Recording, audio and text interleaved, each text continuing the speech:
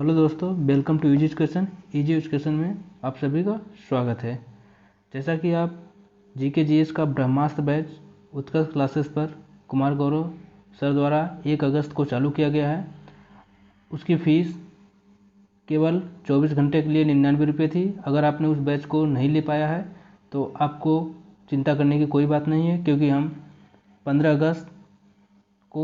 अगस्त से हम इस बैच को एकदम हुबहू कुमार गौरव सर द्वारा जो पीडीएफ है, उनके द्वारा पढ़ाए गए वीडियो और उनके द्वारा पढ़ाए गए कंटेंट को आपको फ्री ऑफ कास्ट यूट्यूब पर पढ़ाएंगे। तो हम इसमें क्या क्या पढ़ेंगे? सबसे पहले हम इसमें साइंस पढ़ेंगे और साइंस में हम बायोलॉजी पढ़ेंगे। तो चलिए हम देखते हैं हमको क्या क्या पढ़ना है। तो आइए देखिए, बायोलॉजी जीव विज्ञान में हमें ब्रह्मास्त्र बैच में क्या क्या पढ़ना है। पहला शब्दावली, टर्मोलॉजी, जो कुछ महत्वपूर्ण शब्दावली है उनको हमको पढ़ना है। महत्वपूर्ण शाखाएं जो है विज्ञान की, उसको पढ़ना है। फिर उसके बाद हम कोशिका को पढ़ेंगे। फिर पोषक तत्व जो न्यूट्रिएंट हैं उसको पढ़ेंगे। पाचन तंत्र, डाइजेस्टिव सिस्टम को पढ़ेंगे। रक्त एवं रक्त परिसंचरण को पढ़ेंगे। ब्लड सर्कुलेटरी सिस्टम को पढ़ेंगे। श्वसन तंत्र को पढ़ेंगे। रिस्पिरेटरी सिस्टम को पढ़ेंगे। उत्सर्जन तंत्र, एक्सक्रीटरी सिस्टम को पढ़ेंगे। फिर अंतःस्रावी तंत्र या एंडोक्राइन सिस्टम को पढ़ेंगे। तंत्रिका तंत्र, नर्वस सिस्टम को पढ़ेंगे। कंकाल तंत्र, स्केलेटन सिस्टम को पढ़ेंगे। रोग, डिजीज पढ़ेंगे। और जो हमारा बच जाएगा, कुछ भी हमारा जो बच जाएगा वो हम विविध में कंप्लीट कर लेंगे। तो हमने देख लिया हमारा सिलेबस क्या है, बायोलॉजी में क्या क्या पढ़ना है। तो सबसे पहले सर ने बायोलॉजी पढ़ाना स्टार्ट किया है और उसमें कुछ पहला जो टॉपिक लिया है वो कुछ महत्वपूर्ण शब्दावलियाँ हैं। इस शब्दावलियों को आप जान लेंगे तो आपको पढ़ने में और आसानी हो जाएगी। देखिए महत्वपूर्ण शब्दावलियाँ क्या हैं। अगर इस शब्दावलियों को आप समझ गए तो आप आधी बायोलॉजी को वैसे ही समझ जाएंगे, क्योंकि बायोलॉजी में ही कुछ टर्मोलॉजी है, उस टर्मोलॉजी के आधार पर हम उस शब्द का अर्थ निकाल पाएंगे। तो आइए हम स्टार्ट करते हैं। देखिए सबसे पहले वर्ड है हाइड्रो। हाइड्रो का मतलब होता है पानी। तो आपको बायोलॉजी में, जीव विज्ञान में कहीं भी अगर हाइड्रो दिख जाए तो उसका मतलब पानी होता है। जैसे उदाहरण में हाइड्रोफोबिया, देखिए हाइड्रो मतलब होता है पानी, हाइड्रो मतलब होता है पानी और फोबिया मतलब होता है डर। तो हाइड्रो, जिसको पानी से डर लगे उसको हम हाइड्रोफोबिया। जैसे कुत्ता काट लेता है तो कुत्ते काटने में रेबीज जो होता है, कुत्ता काटने से रोगी, जो कुत्ता काटने से जो रोगी होता है वो पानी से डरने लगता है, तो उसे हम हाइड्रोफोबिया कहते हैं। और रेबीज में कौन सा वायरस होता है? तो रेबडो वायरस होता है। आपको इतना याद रखना है कि रेबीज जो पागल कुत्ते काटते हैं उनमें कौन सा वायरस पाया जाता है? तो रेबडो वायरस पाया जाता है। इसी प्रकार से हाइड्रोफाइट्स, हाइड्रोफाइट्स का मतलब होता है ऐसे पौधे जो पानी में उगते हैं, मतलब जलोद्भिद। जलोद्भिद जहाँ पर मिट्टी की कोई आवश्यकता नहीं पड़ती है, केवल पानी में ही पौधे उग जाते हैं, उन्हें हम कहते हैं हाइड्रोफाइट्स, जलोद्भिद। आपको कहीं भी बायोलॉजी में हाइड्रो दिख जाए उसका मतलब पानी। ठीक, आइए आगे देखते हैं। हाइड्रोपोनिक्स, देखिए हाइड्रो मतलब पानी होता है। ठीक, तो इस विधि को हम क्या कहेंगे?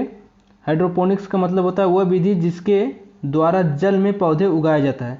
देखिए ऐसे तो पहले वाले में हम देखेंगे ऐसे पौधे जो पानी में उगते हैं उसे हम हाइड्रोफाइट्स कहते हैं, लेकिन जिस विधि से हम पौधे को पानी में उगाते हैं उसे हम हाइड्रोपोनिक्स कहते हैं। तो इतनी बात आप समझ गए। चलिए हम आगे देखते हैं। अब देखिए अगला वर्ड है हाइग्रो। पहला क्या था?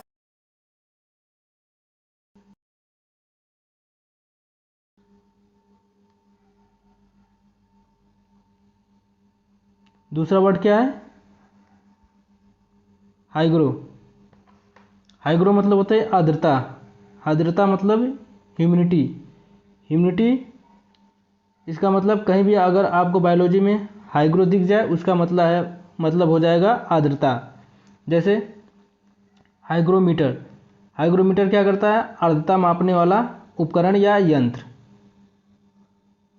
जिस उपकरण के द्वारा हम आर्द्रता को नापते हैं उसे हम हाइग्रोमीटर कहते हैं। देखिए हमने ऊपर पढ़ा था हाइड्रो, हमने ऊपर पढ़ा था हाइड्रो, लेकिन यहाँ है हाइग्रो। देखो याद करने का सबसे बढ़िया तरीका क्या है? हाइड्रो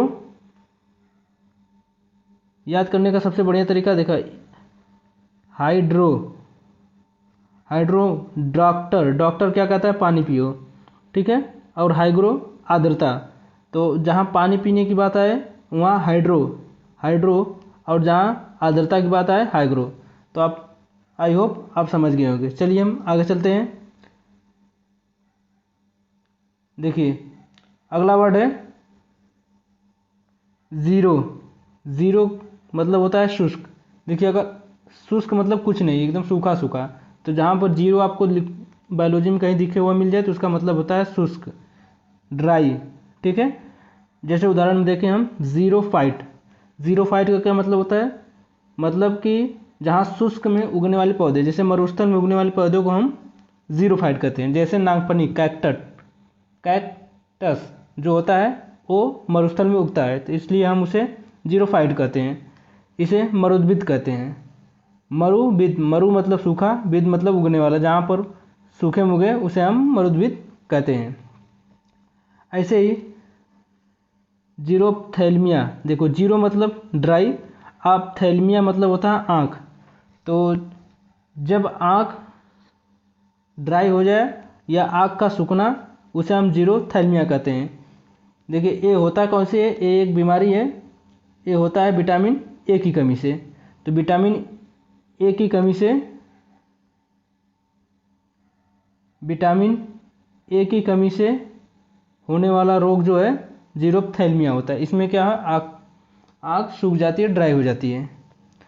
देखिए नोट में, वह रोग जिसमें आँख ड्राई होती है जीरोप्थैल्मिया कहलाता है। ये विटामिन ए की कमी से होता है। चलिए आई होप आप समझे होंगे। आइए आगे देखते हैं। देखो लैक्ट, अगर आपको कहीं भी बायोलॉजी में लैक्ट दिख जाए, लैक्ट मतलब होता है दूध, दूध, मिल्क, ठीक है। अगर आपको बायोलॉजी में कहीं भी लैक्ट लिखा हुआ मिल जाए तो लैक्ट का मतलब होता है दूध। जैसे लैक्टोस, तो लैक्टोस का मतलब होता है दूध में पाई जाने वाली शर्करा। तो लैक्टोस क्या होती है? दूध में पाई जाने वाली शर्करा। फिर दूसरा प्रोलैक्टिन, देखो प्रोलैक्टिन, इसमें भी लैक्ट आया, तो इसका मतलब क्या होता है? दूध निर्माण करने वाला हार्मोन्स, दूध निर्माण करने वाला हार्मोन्स, उसे बोलते हैं प्रोलैक्टिन। ये निकलता कहाँ से है? तो ये पीयूष ग्रंथि से निकलता है।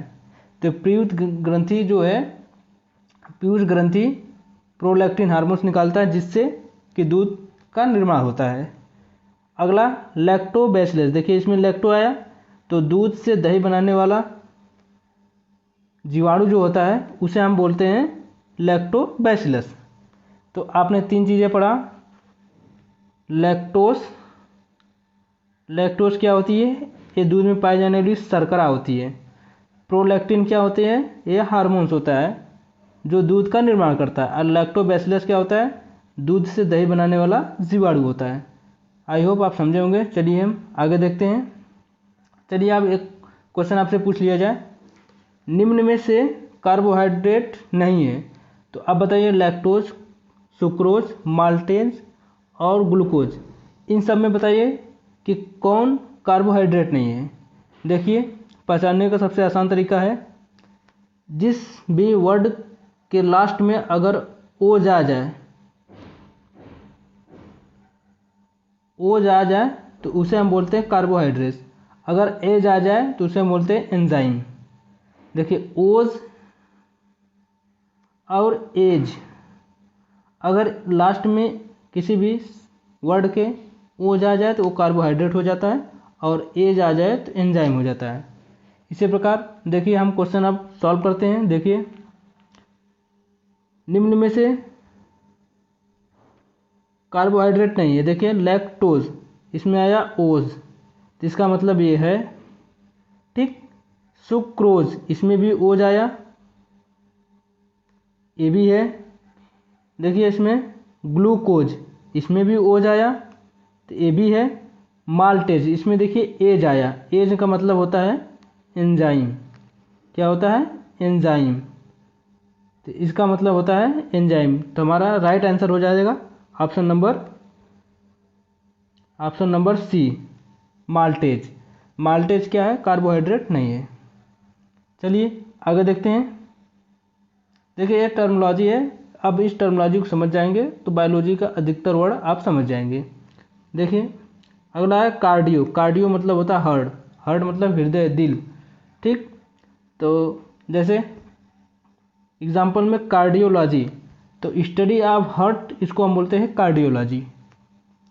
देखिए ईसीजी, ईसीजी इलेक्ट्रोकार्डियोग्राफ या ग्राम, जब हम हृदय की ग्राफ कर मतलब हृदय को नापते हैं किसमें? ईसीजी में। तो हृदय को नापते हैं किसमें? ईसीजी में। इसको बोलते हैं इलेक्ट्रोकार्डियोग्राम। अगला है ईईजी, ईईजी इलेक्ट्रोइंसेफेलोग्राम, ईईजी इलेक्ट्रोइंसेफेलोग्राम, ये मस्तिष्क, ब्रेन को नापते हैं। आपने कभी देखा होगा कि फिल्मों में कभी कि किसी व्यक्ति को बेड पे सुलाकर उसके सीने पर छोटे छोटे चुंबक की नहीं वैक्यूम क्लीनर की तरह चिपकाए रहते हैं। उससे हम क्या करते हैं? ईसीजी करते हैं, इलेक्ट्रोकार्डियोग्राम या ग्राफ करते हैं हृदय की। और कभी कभी आप देखते हैं मस्तिष्क में छोटे छोटे चुंबक की तरह या वैक्यूम की तरह चिपकाए रहते हैं, उसको हम बोलते हैं ईईजी इलेक्ट्रोएन्सेफेलोग्राम। इससे ब्रेन में प्रयोग किया जाता है। आइए आगे देखते हैं। देखिए ये जो PQRST है, ये PQRST इसे वेव बोला जाता है या PQRST ग्राफ बोला जाता है। ये ईसीजी में होता है। ठीक है, आइए आगे देखते हैं। देखिए अगला है ऑर्निथो। ऑर्निथो का मतलब होता है बर्ड। बर्ड मतलब पक्षी। तो कहीं भी अगर आपको ऑर्निथो दिखे तो आप इसको बर्ड या पक्षी पढ़ेंगे। ठीक है, आपको पता चल जाएगा इसका मतलब होता है बर्ड। देखिए ऑर्निथो को हम उड़नीथो पढ़ सकते हैं। उड़नीथो इसका मतलब होता है पक्षी। पक्षी उड़ता है तो इसे हम उड़नीथो पढ़ सकते हैं। एग्जाम्पल में ऑर्निथोलॉजी, ऑर्निथोलॉजी का मतलब स्टडी ऑफ बर्ड को हम बोलेंगे ऑर्निथोलॉजी। सलीम अली, आप जानते हैं सलीम अली को जिसे हम बर्डमैन ऑफ इंडिया कहा जाता है। तो इतनी बातें आप याद रखिएगा। चलिए आगे हम बढ़ते हैं। देखिए अगला माइको। माइको का मतलब होता है कवक या फंगस। अगर आपको कहीं भी माइको दिख जाए तो इसका मतलब होता है फंगस या कवक। इसी से बना है माइकोलॉजी। माइकोलॉजी मतलब लॉजी मतलब अध्ययन और माइको मतलब कवक। तो कवकों का अध्ययन जो होता है माइकोलॉजी कहलाता है। ठीक है, इसी तरह है माइकोराइजा। माइकोराइजा मतलब जड़ और कवक का सजीवन माइकोराइजा कहलाता है। ठीक है, अब एक चीज़ होता है फाइको। देखिए एक माइको होता है, एक फाइको होता है। एक माइको होता है, एक फाइको होता है। तो माइको और फाइको, तो फाइको शैवाल एल्गी, तो फाइकोलॉजी जिसमें हम एल्गी या शैवालों का अध्ययन करते हैं उसे हम फाइकोलॉजी कहते हैं। ठीक है, तो माइको कवक और फाइको शैवाल। ठीक है, आगे बढ़ते हैं। देखिए एक होता है लाइकेन। लाइकेन क्या होता है? इसमें कवक और शैवाल जो एक साथ अपना सजीवन बिताते हैं उसे हम लाइकेन कहते हैं। तो कवक और शैवाल मिलकर लाइकेन बनाते हैं।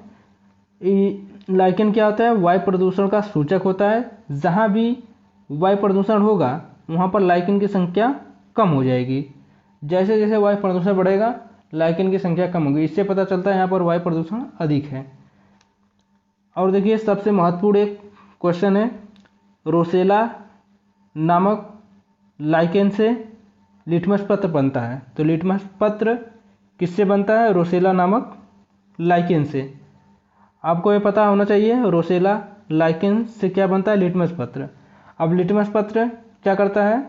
तो देखिए लिटमस पत्र जो होता है वह अम्ल, लिटमस पत्र जो है अम्ल में नीले से लाल हो जाता है।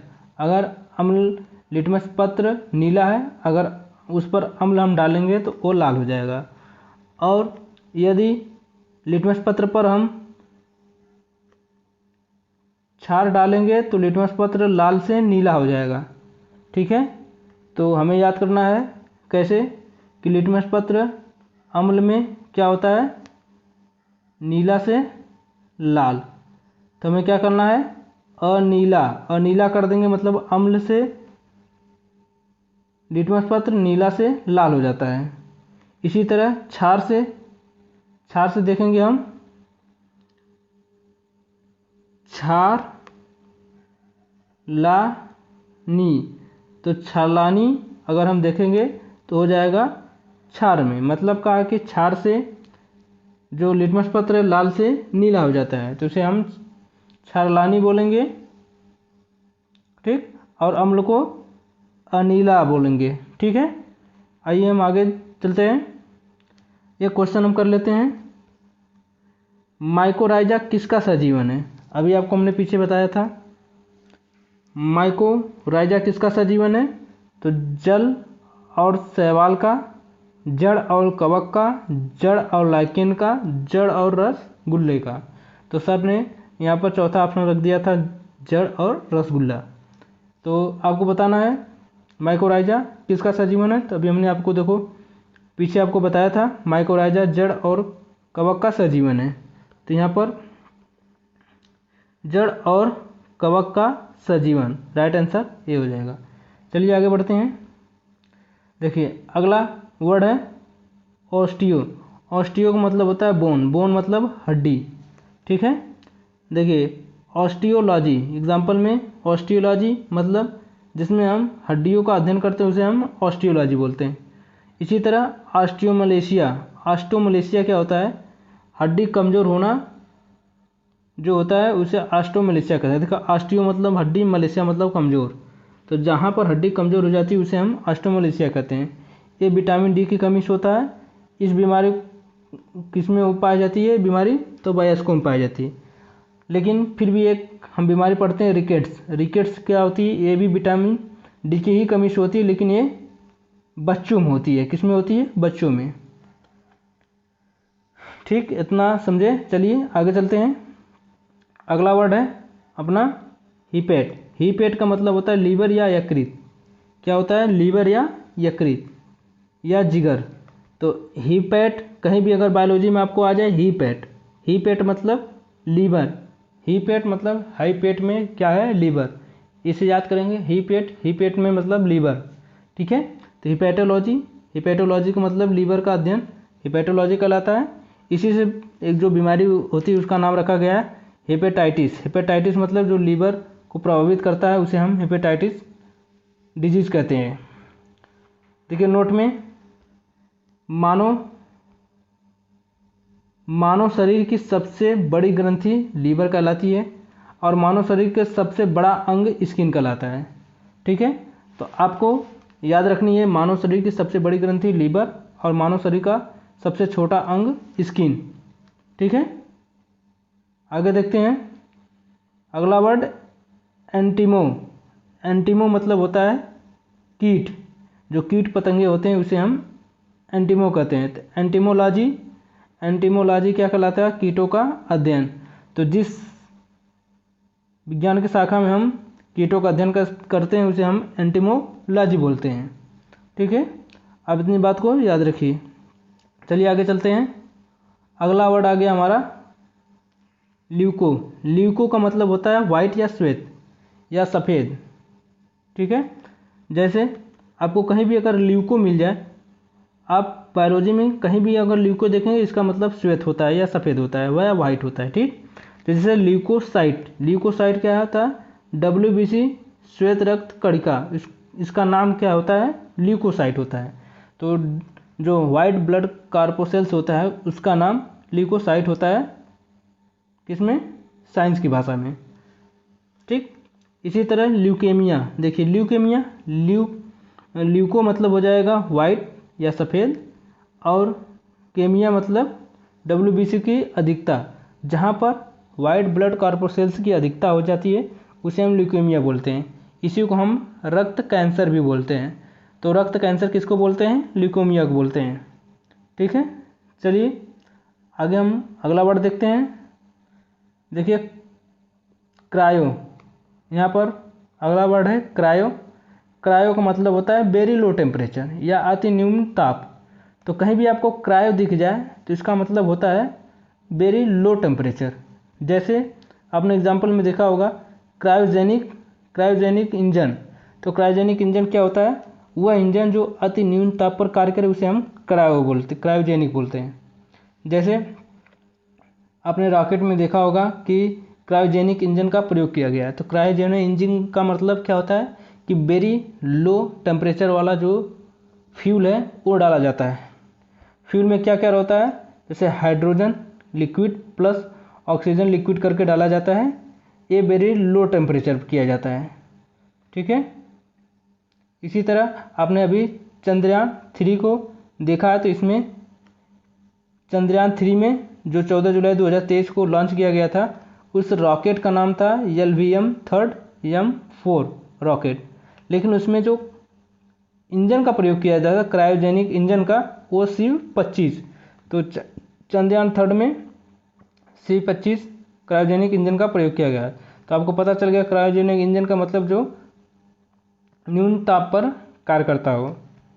ठीक है, आइए अगला वर्ड देखते हैं। अगला वर्ड है देखिए पायरो। पायरो क्या है? अत्यधिक तापमान। जैसे अभी हमने क्रायो पढ़ा, क्रायो का मतलब होता है न्यून ताप। इसी तरह पायरो का मतलब होता है अत्यधिक तापमान। तो इसी से बना है पायरोमीटर। पायरोमीटर मतलब जो बहुत अधिक तापमान जो सूर्य और चंद्रमा, जो सूर्य और तारों का तापमान नापा जाता है उसे हम पायरोमीटर कहते हैं। क्योंकि इनका ताप बहुत अधिक होता है इसलिए उससे पायरोमीटर से नापा जाता है। तो आप इतनी बात याद रखिए, जो सूर्य और तारों के तापमान को नापा जाता है उसे हम पायरोमीटर कहते हैं। ठीक है, चलिए अगला वर्ड देखते हैं। जैसे इसी में और एक है पायरेक्स कांच। पायरेक्स कांच का होता है जो लैब में यूज होने वाला अत्यधिक तापमान को सहने वाला कांच। तो पायरेक्स कांच का मतलब हो गया जो अत्यधिक ताप को सहे उसे हम पायरेक्स कांच कहते हैं। इसका प्रयोग हम लैब में करते हैं क्योंकि लैब में अनेक प्रकार की क्रियाएं की जाती हैं, अनेक प्रकार के प्रयोग किए जाते हैं। उसको उबालना, एसिड में डालना, तो वो अत्यधिक ताप को सहने वाला रहेगा, तभी प्रयोग हमारा सही होगा। ठीक है, अगला वर्ड क्या है? अगला वर्ड है एंड्रो। एंड्रो का मतलब होता है पुरुष या मेल या नर। ठीक है, तो एंड्रो आपको कहीं भी बायोलॉजी में, अगर कहीं भी इंग्लिश में आपको मिल जाए एंड्रो, उसका मतलब होता है मेल। जैसे एंड्रॉयड, एंड्रॉयड का मतलब होता है जो मोबाइल में सॉफ्टवेयर होता है, उस जो है कहते हैं ना हमारा फ़ोन एंड्रॉयड है कि नहीं, तो उसे हम एंड्रॉयड मतलब आपका मानविकी मतलब पुरुष की जो होता है उसे हम कहते हैं एंड्रॉयड। ठीक, इसी प्रकार एंड्रोजन। एंड्रोजन क्या होता है? पुरुष या नर में पाया जाने वाला सेक्स हार्मोन्स।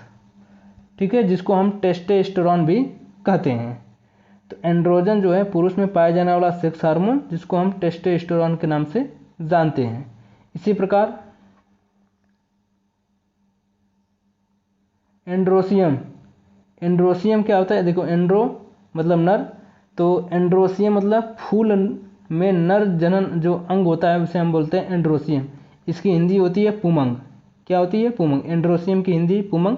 आपको दोनों भाषाएं में पूछ सकता है, एंड्रोसियम ऐसे भी दे सकता है या पुमंग ऐसे भी दे सकता है। तो हिंदी इंग्लिश दोनों याद रखिए। जो फूल में नर जनन अंग होता है उसे हम एंड्रोसियम बोलते हैं। इसी प्रकार जो महिला होता है उसे गाइनो कहते हैं। गाइनो, जैसे आपने कभी कभी सुना होगा जो महिला रोग विशेषज्ञ होते हैं उसे हम गायनकोलॉजिस्ट बोलते हैं। इसी प्रकार गाइनो, गाइनो का मतलब महिला होता है। तो गाइनोसियम, गाइनोसियम क्या होता है? फूल का मादा जनन अंग, उसे हम गाइनोसियम बोलते हैं। इसी को हम हिंदी में जायांग बोलते हैं। क्या बोलते हैं? जायांग। देखिए उसमें हम पुमंग बोलते हैं एंड्रोसियम, जो फूल का नर भाग होता है, और अगर फूल का मादा भाग देखें तो गाइनो, इसे हम गाइनोसियम बोलते हैं। इसी को हम जायांग बोलते हैं। ठीक है, तो आइए एक क्वेश्चन हम कर लेते हैं। टेस्टोस्टेरोन का अन्य नाम क्या है? तो टेस्टोस्टेरोन का अन्य नाम अभी हम पढ़े हैं क्या होता है? एस्ट्रोजन होता है? नहीं। प्रोजेस्टेरॉन होता है? नहीं। रिलैक्सिन होता है? नहीं। एंड्रोजन, अभी हमने पढ़ा कि एंड्रोजन,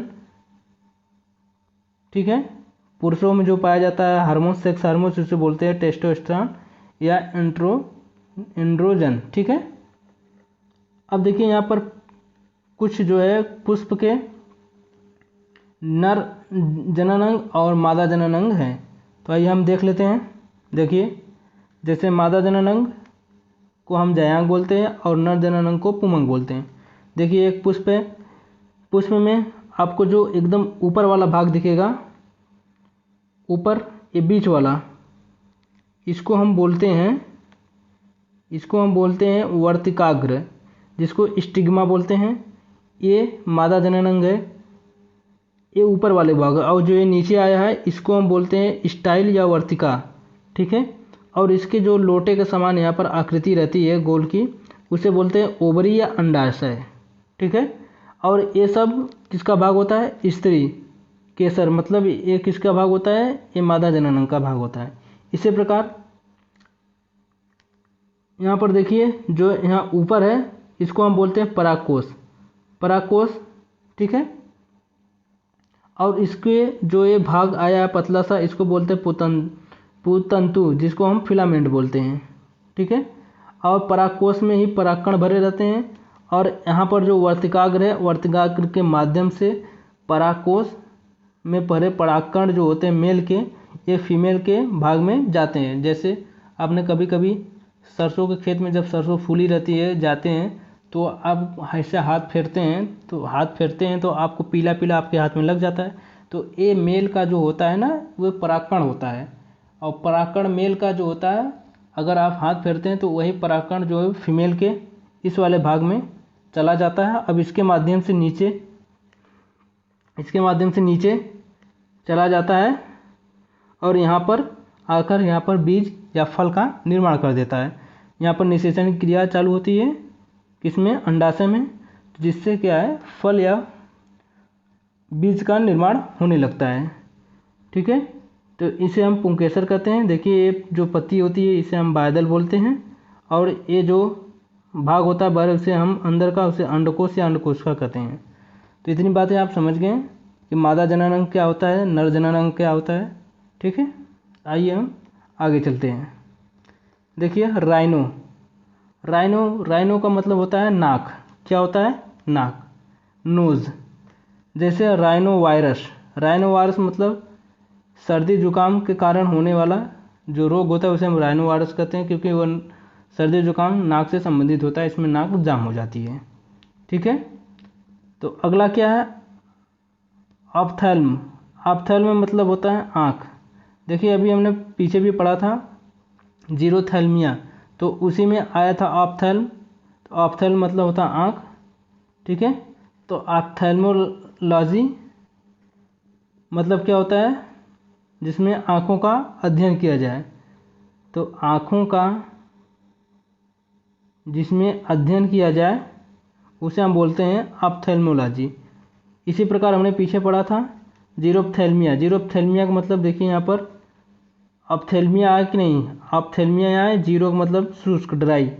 तो आँख का सूखना हम क्या कहते हैं? जीरोथैल्मिया कहते हैं।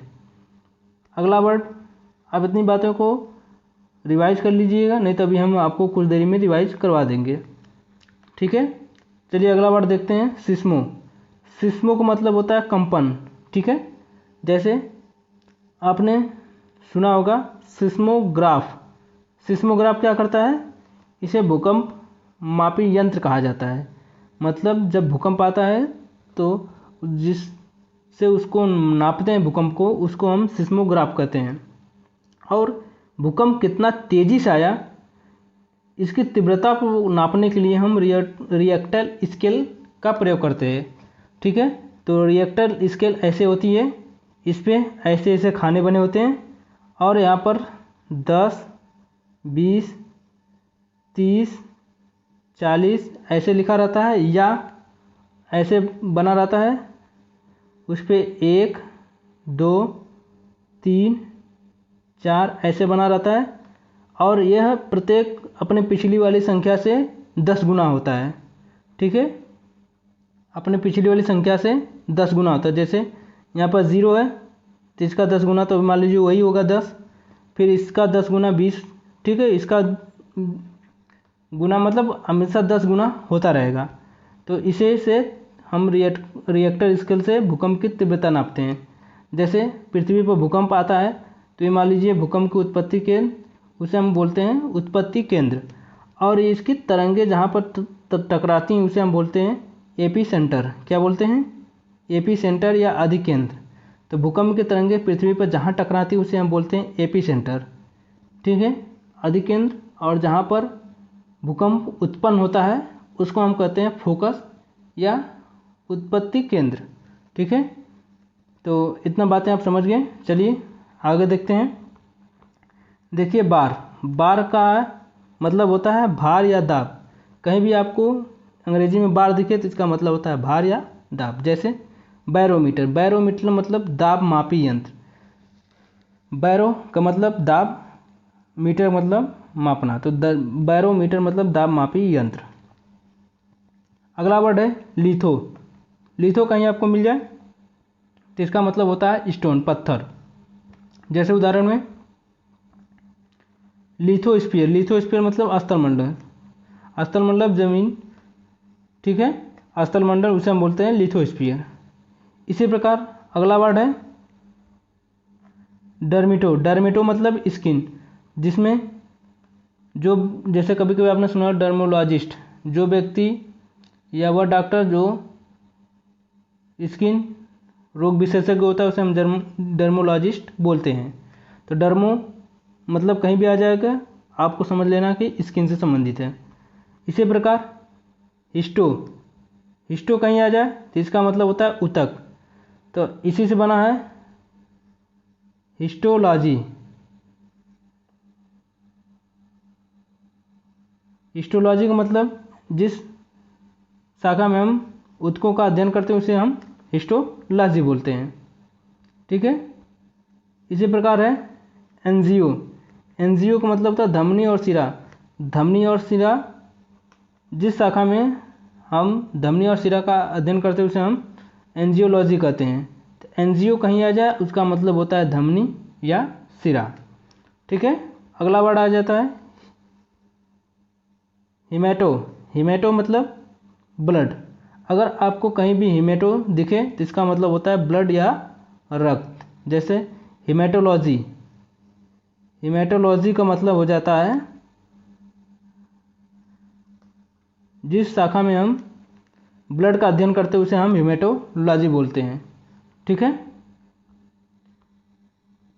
तो आपने देखा कि हमने लगभग बहुत सारे ऐसे वर्ड को देखा जो बायोलॉजी की विभिन्न टर्मोलॉजी है। इससे आपको बायोलॉजी समझने में आसानी होगी। अभी बहुत सारे टर्म हैं जो आगे आएंगे आपको बताएंगे। तो ऐसे ही अगर आपको तो आप इसी तरह इसको रिवाइज कर लीजिएगा। अगर आप इस वीडियो का पीडीएफ चाहते हैं तो आप कमेंट कीजिएगा कि हमें पीडीएफ चाहिए, तो हम आपको पीडीएफ भी डाल देंगे। तो मिलेंगे नेक्स्ट वीडियो में, तब तक के लिए जय हिंद।